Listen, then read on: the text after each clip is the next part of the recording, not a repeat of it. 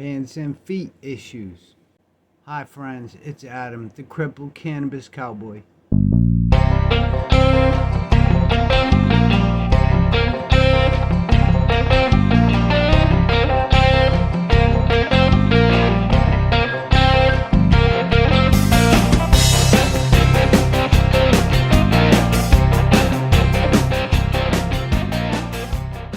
Thanks for watching my video. Subscribe to the channel.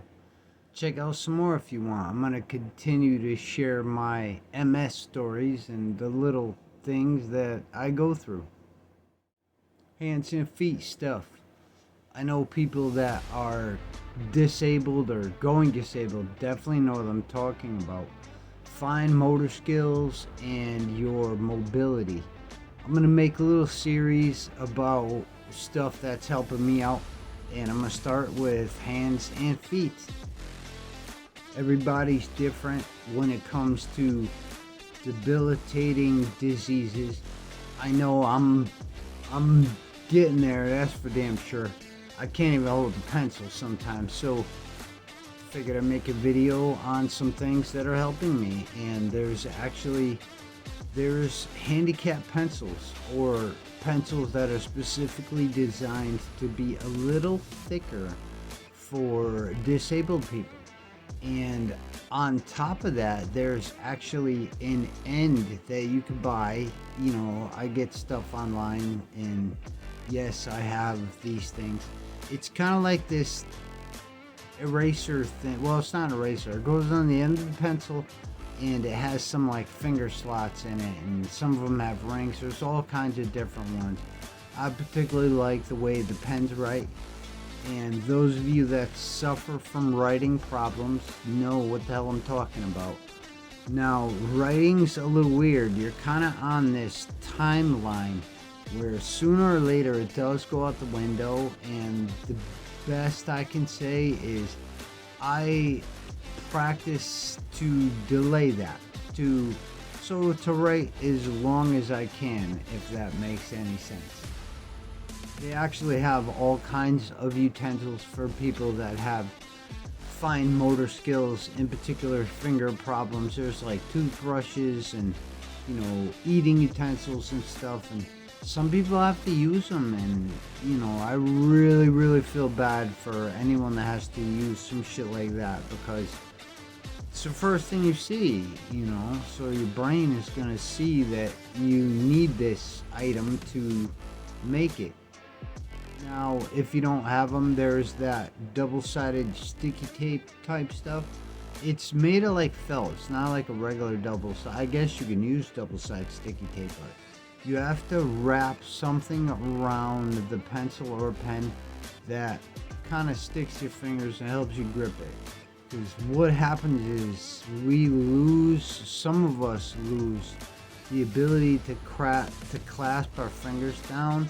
It's kind of like a brain thing. It's got to be like a certain amount of pressure, and you feel stuff, and it's off with us. So when we push down, the pencil just slides. We can't like grip the pencil. So there are some things they make that can help with that. So delay it, you know, hold on to writing if you can. I do. I have a few things that I practice, and you know, I've gone as far as to ask my speech therapist for the old school.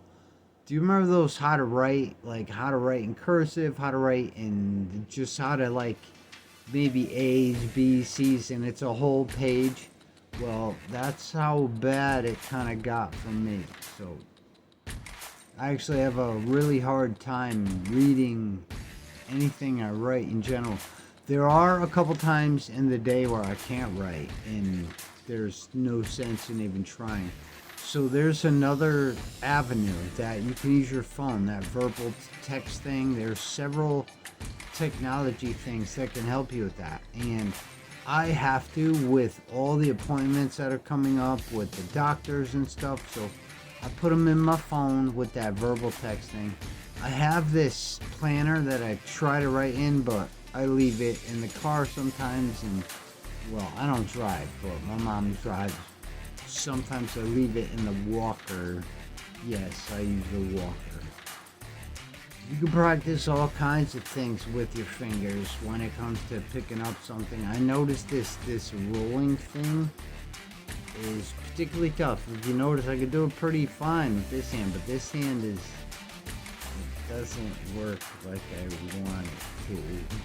Pain in the ass. You know, some fingers might give you problems than others, and there's that rolling practice that it kind of helps develop the muscles.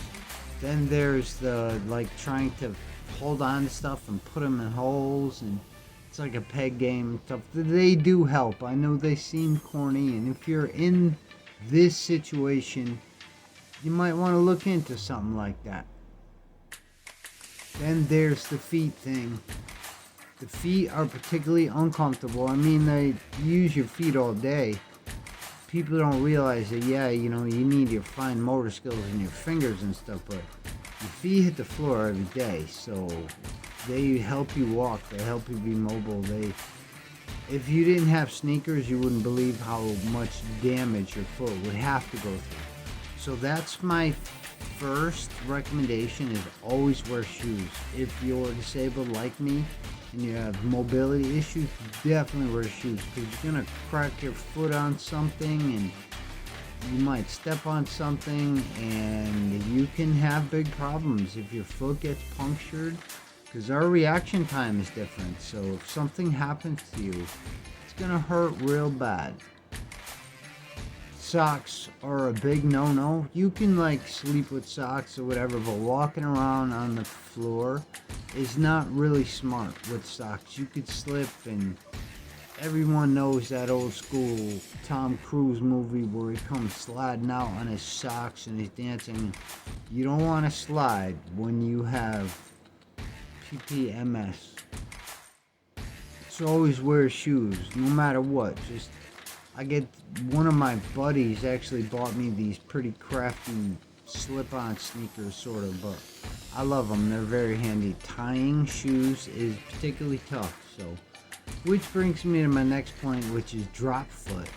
Drop foot is another problem that people like me suffer from, and it really sucks. And drop foot is particularly dangerous because you can go down very quick, faster than I thought. Actually, it's like a half a second, you're down, even maybe less, who knows, but you can bang something. You're gonna stop your fall from breaking your face, so you can hurt your hands, you can hurt your elbow, your shoulder, you can hurt all kinds of stuff. So don't like drop foot. Drop foot is actually the cause of all of my falls, not even just like 1 or 2 or 3, it's all of them. So I have these brace things. A lot of people have one brace, which I think is awesome. You do not want to drop foot. Very unfortunately, I have it in both feet, so I have these extremely uncomfortable braces. I need them. I only wear them when I leave the house. When I'm in the house, I wear my sneakers. When I leave my house, I have to put these foot braces on, and they're like made of hard plastic, and you fit them in your sneaker first, and then you tie it up, and then you leave this brace in your sneaker. So you have to like wedge your foot in there and stuff, and it can be extremely painful, especially if you suffer from spasms in your feet, like your feet got flexed up or point, because this brace, your foot ain't moving. It honestly is not moving. It's gonna stay there. Anyway, your foot slips into this thing, and you gotta spread it over because it wraps around the ankles, and it can be very uncomfortable to slip it on. I'm recommending, if you suffer from drop foot and you have to get some of these made, there are some sticky foam, kind of like padding. The way some of these things are now, it's like made of this plastic type stuff that's molded. It will move in the future. They don't feel the same as when I first got them. So when I first got them, they weren't as painful as they are now. So in time, you figure out where the pressure spots are on braces of any. There are hand braces too, but I'm speaking in particular of these drop foot braces. the stem off of both of these things, if you gotta use your fingers and you gotta use your feet and all these things, you have to kind of change your consciousness. A good example is like staircases. Staircases are particularly tough, actually in some cases impossible for some people. I still use stairs, and over the time I've had to figure things out. And then there's using stairs with braces on, and using stairs with braces off, and you have to be very mindful. And I just noticed something that's helping me as I'm going up the steps. I do this leg curl. It's like a ridiculous leg curl, like a leg curl machine, and I just curl my leg back and lift it up, and it sort of swings. I try to let my toes hit the foot stop of the next step, or the toe stop, or riser, or whatever it's called. But I try to let my foot hit the next step before I step on it, because I have problems if I put pressure on my toes. I have much less of a problem if I put pressure on my heel. So I have to position my foot a certain way. Anyway, it's a pain in the ass, but that leg curl thing sort of changed the game for me. There's another going down method that I've used, and my therapist seemed to like it. People are seeming to dig it, and I sort of let my foot swing out, and when it swings back, I let my heel hit the step below me, and then I slowly let my body weight sink until my foot hits the next step. Now, granted, I have 2 railings. You need 2 railings. I don't know about 1 railing. I don't know if I'd even try something like that in 1 railing. Anyway, thank you for watching my video. Maybe these things help you out. Like I said, it's kind of got to do with the mindset. Everybody hates going to physical therapy, speech therapy, occupational therapy, seeing a psychologist. Well, some people like the psychologist, but I just kind of want to let you know, you have to go in there and just get it done, man. Get it done. Do it as best you can. That's what I do. I don't give a problem. I try to enjoy every experience as I can, and I make the best of it, and I do my best. So it might seem like a waste of time, but over a prolonged period of time, this repetition of things will help you out. I know it's hard to see, but it kind of does help you out. I need therapies. If I didn't have my therapies, I'd probably be dead already, but I'm grateful for them. Thanks for checking out the video. Check out some more. Subscribe to my channel.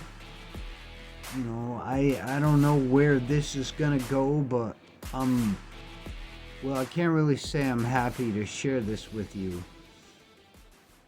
May as well be me.